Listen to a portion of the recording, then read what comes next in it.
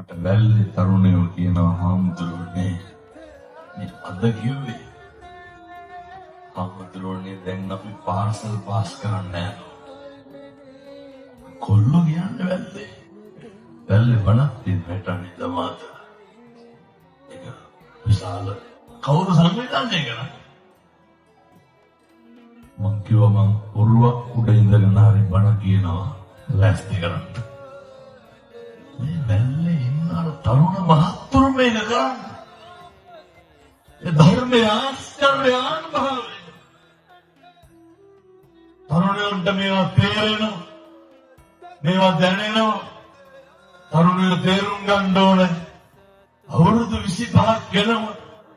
සමහර කොල්ලෝ ඉන්නවා අතේ දාන්න බ්‍රේස්ලට් එකක් අවුරුදු 25ක් කරනකොට ගෙදරට ඔයලත් එක දොරට ගහලා තියෙන රීප්ප පටි දෙයක්